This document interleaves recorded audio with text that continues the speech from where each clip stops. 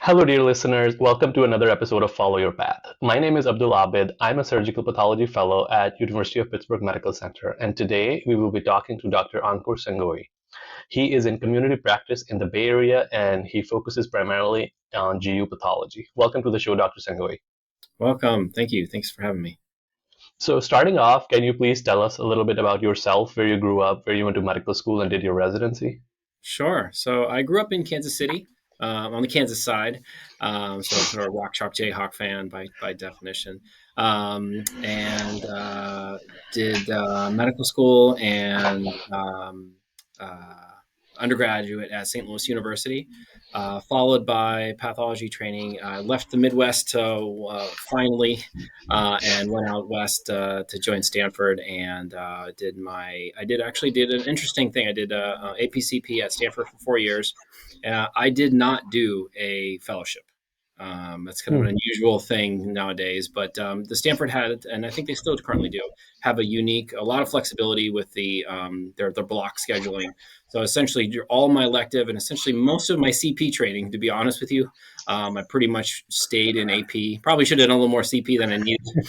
I wouldn't recommend that, but I pretty much just did a makeshift fellowship in GU and Surge Path basically throughout those last 2 years. So I kind of milked Stanford for all it's had worth. Unusual, and actually was slotted to do the Surge Path Fellowship formally right afterwards. And I got a call from the local, kind of a pseudo academic group where I'm at now with the cancer center and everything. And I got the call for the job, and the whole goal is obviously of training is to get a good quality job. And so when that came, it was a little hard to pass up, doing another formal fellowship. But I think as I said, I'd kind of milked Stanford for what it had worth. It was a little interesting at Stanford. So at the time, they were general. They had no subspecialty training. They have they are now formally subspecialized, but they had no subspecialty training. So there was no G. I mean, there was area. There was cytology and the board certified ones, but there was no GI, GU, anything. So I essentially started on my own during my 6 months of elective during the CP formally, a kind of a GU subspecialty where I pulled cases myself. I took all the GU consult cases, all the outside inside reviews, all the inside cases. I kind of pulled by hand, manually re-reviewed those before they went to hot seat. So I did my own GU fellowship training, sort of made one on my own, but there was nothing then. Oh, wow. So, how did you get interested in GU pathology? Was there a particular mentor that kind of inspired you towards it? Yeah, so it was interesting. So I actually started out as I still have an interest in GYN, and Stanford is very, very strong in GYN historically. So you're exposed to a lot of good cases. And Terry Longacre at Stanford was actually one of probably my first mentors. And my understanding of research, I've done quite a bit now during training, and I've continued to do it here in private practice, which is a little challenging to do. But for me, that's the best way to sort of stay up to date. But I was under the impression I had really no research background in med school.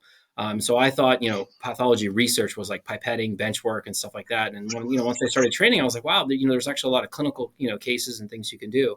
And so, yeah, she basically was like, hey, we have this interesting project. Here's two papers or here's two studies. Go do them.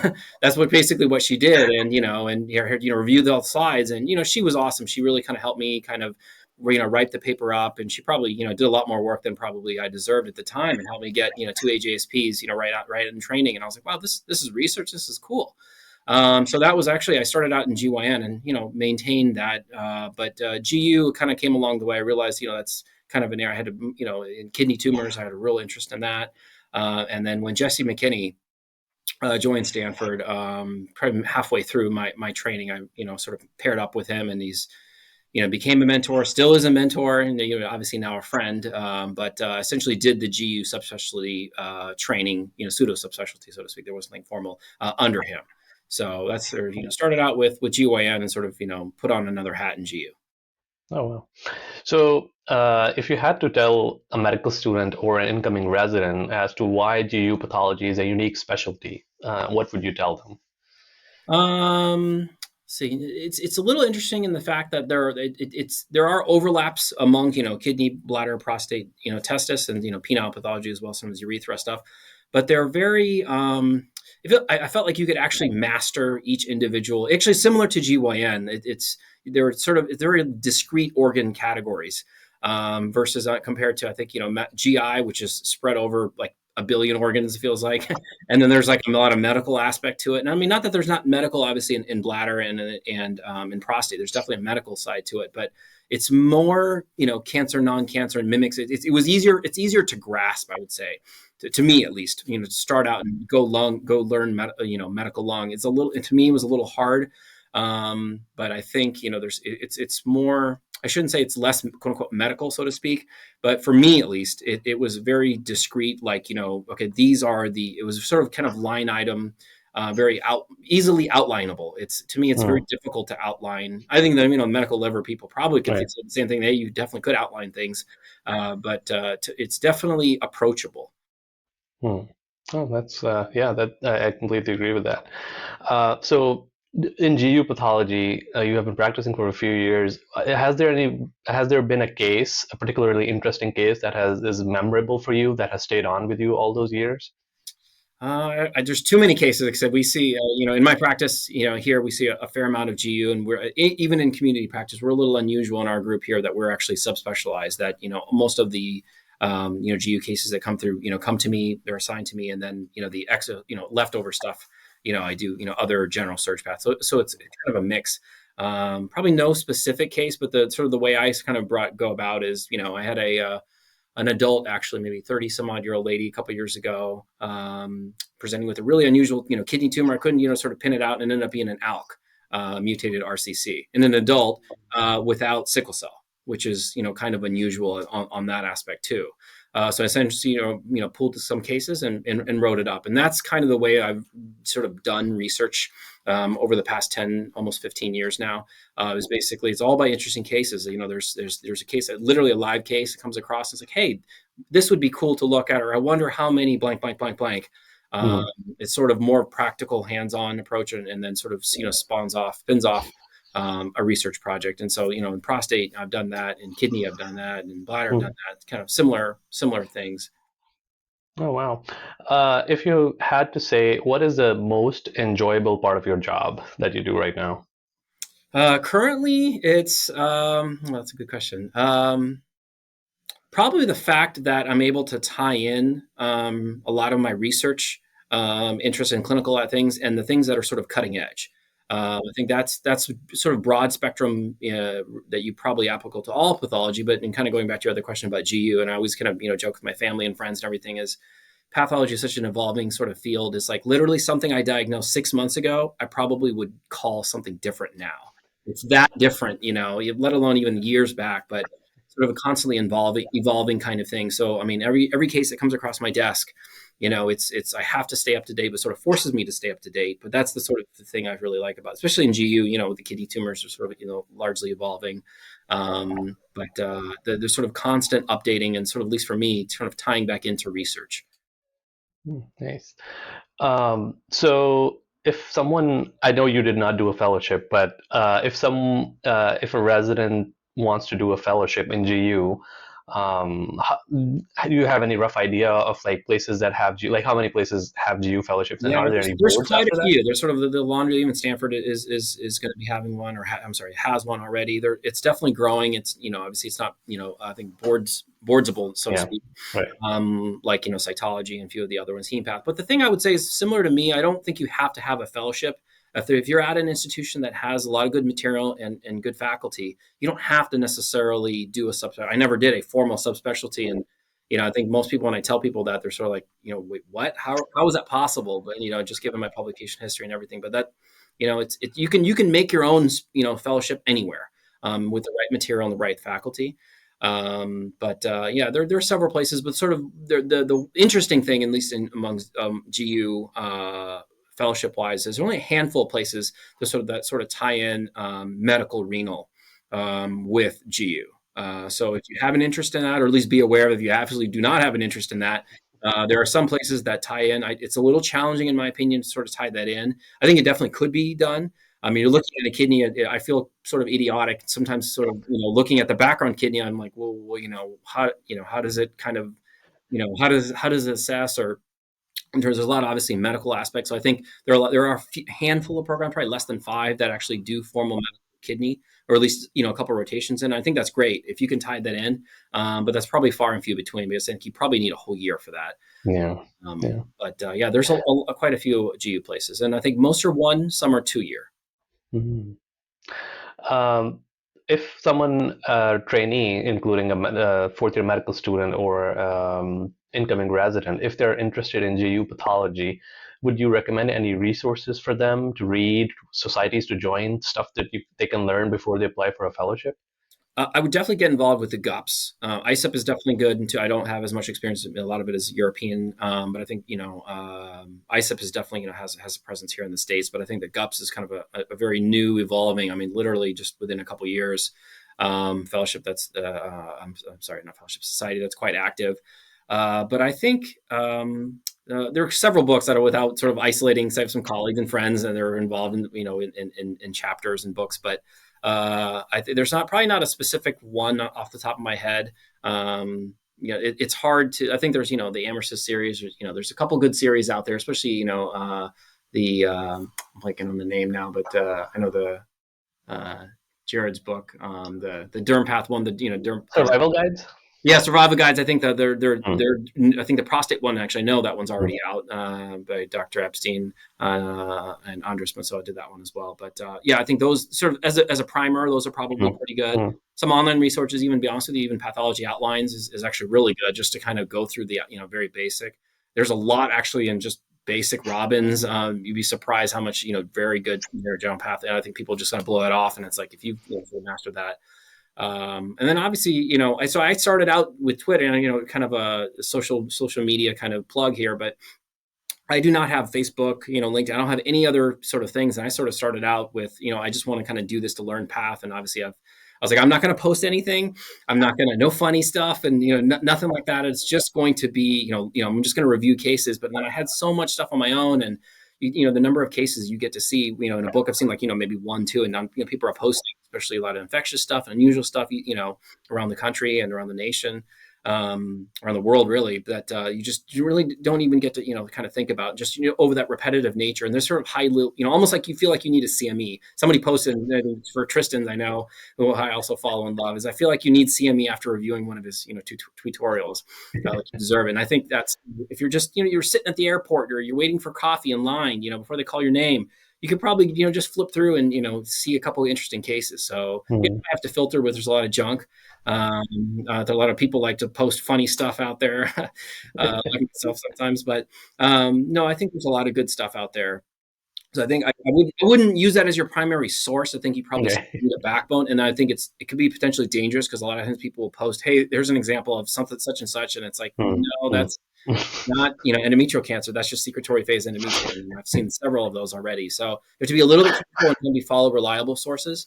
But I Hmm. think little bursts, you can get quite a lot of information through that. But I think really following some of the major journals, obviously online. The people always say like books are kind of a dying breed. And I would kind of disagree. I think at least in the beginning, to start out, it's probably good to have a good foundation. And then as you sort of progress, you probably can rely more on courses.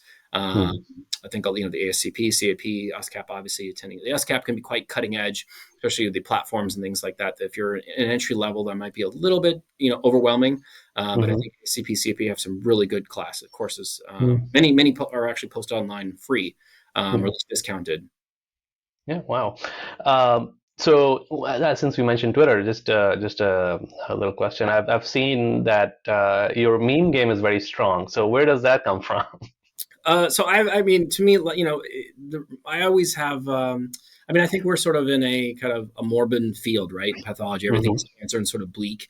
And so my goal is obviously to, you never want to sort of, objectify patients who are like, Yeah. and I know Hmm. people do get upset, like this is a beautiful or gorgeous kind of tumor. And, people post that, like they're upset about that. And I think, you have to be, how you spin cases and things like that and discuss it. And that's fine. But I think, I think there's for me, the only way to kind of you see all this cancer, neoplasia, and all this kind of negativity. There's rarely do you. I mean, we see some obviously not cancer, benign entities, but I think I always try to spin, even amongst we do a daily consensus conference. I do the same jokes and everything, and maybe not the same ones, but necessarily, but the same I think life is too short to kind of be taken this seriously, and especially in a field as bleak as ours.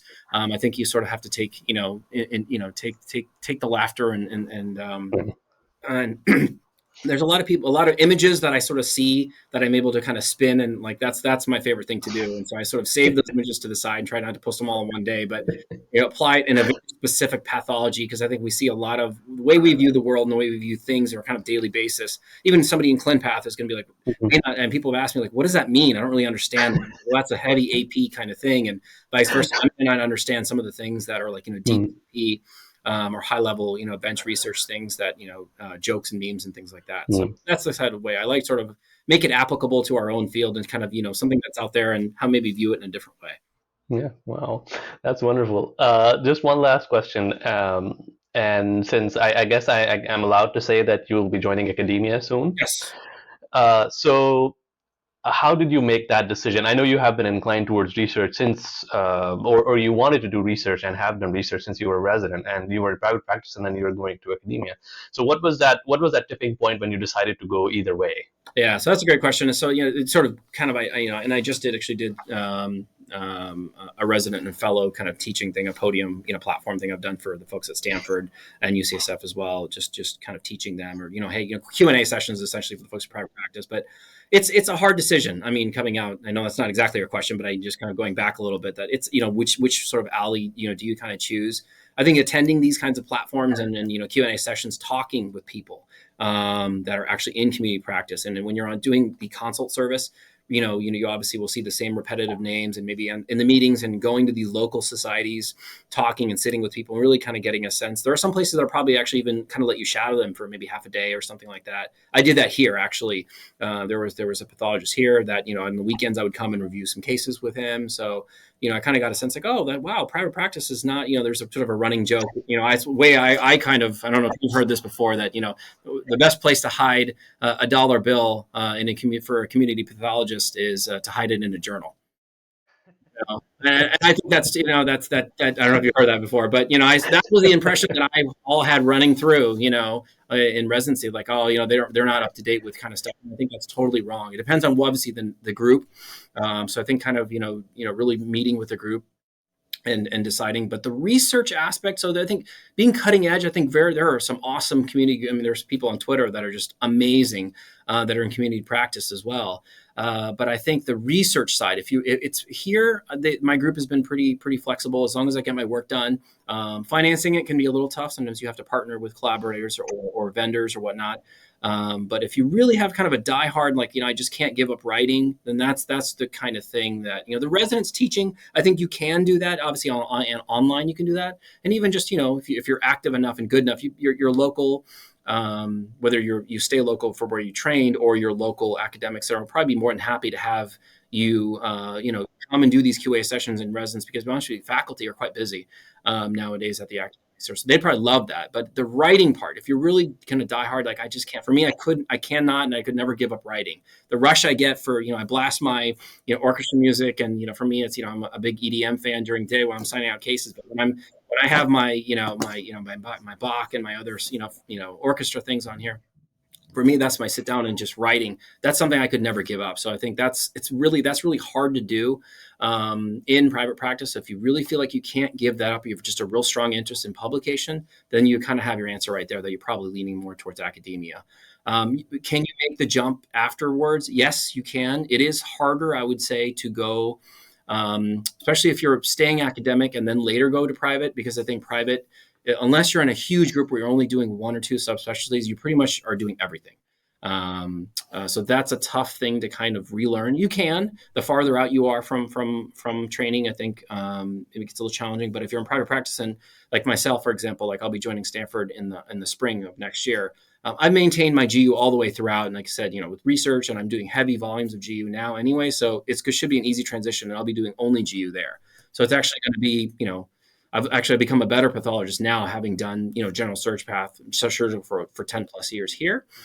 But going that route, I think, is a little easier. If you're staying academics and then coming back into private, it can be a little tough because you're not used to seeing everything, depending on which group you join. It can be done. But the one thing, obviously there's pros and cons. You could probably do a whole separate session, 30-minute session, pros and cons of of academia versus private and whatnot. Mm, But there are yeah. differences, in pay and flexibility and structure. But you just using pay, for example, everything is basically there's two sides to it. I think in general, it's quite unfortunate that there's such a huge pay discrepancy between private and academic. So I Mm, think a lot of folks sort of shy away from academia because like, oh, in private practice, you just don't, you can make a lot more money, especially in the Bay mm, Area. I'm just using an example of, or in a major city like, Chicago, New York, something like that. Like, how could you survive in community or in academia? I'm sorry. But then the flip side is you actually have, with the service weeks on time, you actually have a lot more off service time than you do here. Like here, I'm on service almost 44 weeks of the year. I'm not more mm, because we get a little bit of vacation, but I'm always on. I'm always signing mm, out mm, versus in academia, you actually, you're not signing out as many weeks. You have some off time for obviously research. You could do biotech consulting. You could do medical legal work. So there's ways to supplement income. So again, that's something if you just, before you make a decision, really kind of think, don't just, it's not black and white, just like, oh, research. Well, you're talking about, clinical research, you're talking about manuscripts, money. Are you talking about, well, how does that compare to off service time? So I think there's always, two sides to every coin.